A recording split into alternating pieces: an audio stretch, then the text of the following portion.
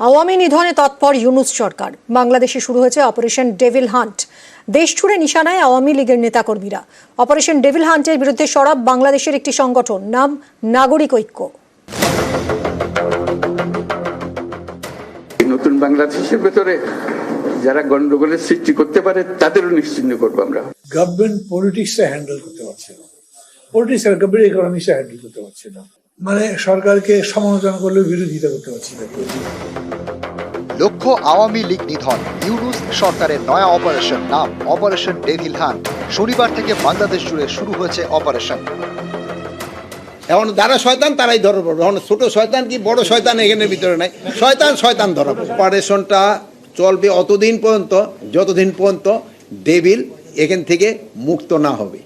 এখন যেমন operation devil hunt, devil গুলো সব পালিয়ে গেছে, তখন ঘুমিয়েছিল, সবকে ক্যান্টনমেন্টে জায়গা দিয়েছিল, তারপরে আবার বিশেষ পাহারায় পাঠিয়ে দিয়েছে।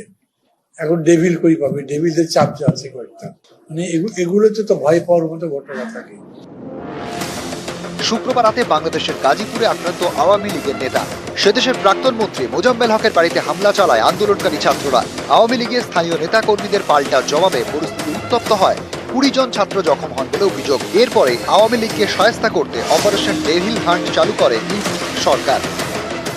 নতুন বাংলাদেশের ভেতরে যারা গন্ডগোলের সৃষ্টি করতে পারে তাদেরও নিশ্চিহ্ন করবো আমরা। তাদেরকে দলে বেরিয়ে ফেলবো, নিজেদের মধ্যে নিয়ে আসবো, আর তা না হলে আইনের কাছে সুপর্দ করে দেবো। এটা ছাড়া আমাদের কোনো গতি নেই। তাহলে আমরা নতুন বাংলাদেশ তাড়াতাড়ি গড়ে তুলতে পারবো। যেই রকম করে উনি ছাত্রদের উপরে নির্ভর করে সিদ্ধান্ত নিচ্ছেন, এরকম করে তার দেশ চলবে না। ফাঁসিবাদের বিরুদ্ধে লড়াইয়ে জয়যুক্ত হওয়ার কারণে ছাত্রদেরকে আমরা মাথার তাজ বানিয়ে রাখুন, আমরা মনে করি আমাদের কথা বলছি, কিন্তু তার মানে তাদেরকে সিংহাসনের সর্বোচ্চ সিদ্ধান্তের জায়গায় বসিয়ে দিলে সেই সিদ্ধান্ত যে ম্যাচিউর হবে সেরকম তার মনে করার কারণ নেই। সমালোচনার মাঝেও অবস্থানে অনড় ইউনূস সরকার। অপারেশন ডেভিল হান্টের পক্ষে জোরালো সওয়াল করেন সেদেশের স্বরাষ্ট্র উপদেষ্টা। আমাদের আইন শৃঙ্খলা বাহিনীর কর্মকর্তাদেরও কিন্তু আমরা ছাড় দিই নাই। আপনারা দেখছেন প্রথম দিনই কিন্তু 4 জন না 5 জন তাদের কিন্তু আইনের আওতায় নেওয়া হয়েছে। এই ক্ষেত্রে বড় ছোট কোনো ভেদাভেদ নাই, যে আসবে এই জালে সে ধরা পড়বে। গভর্নমেন্ট পলিটিক্সটা হ্যান্ডেল করতে পারছে না, পলিটিক্স আর গভর্নমেন্ট ইকোনমিক্সটা হ্যান্ডেল করতে পারছে না। যে কালকে ইউনূস সাহেব যদি রাগ করে বলেন থাকবো না, আমি চলে গেলাম, তো আর্মি আসবে, ওটা আরো 5 বছর ধরে চলবে। মানে সরকারকে সমালোচনা করলেও বিরোধিতা করতে পারছি না। ওই জায়গাতে রিস্কটা আছেই, উনি যদি উল্টাপাল্টা করে ফেলেন তাহলে কি হবে? এরকম করবার সম্ভাবনা আছে, যে করছেন বেশ কিছু।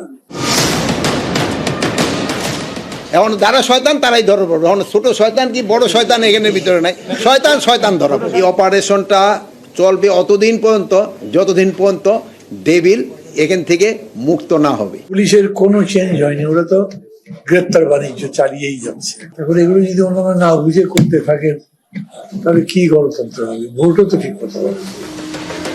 শনিবার রাত থেকে শুরু হয় অপারেশন ডেভিল হান্ট। দেশ জুড়ে আওয়ামী লীগের নেতাকর্মী খুঁজতে তল্লাশি চলে। ময়দানে নামে পুলিশ থেকে সেনা, র্যাব, বিজিবি থেকে বাংলাদেশের গোয়েন্দারা। অপারেশন শুরুর প্রথম 12 ঘন্টায় 1308 জনকে পাকড়াও করা হয়। নিউজ 18 বাংলা।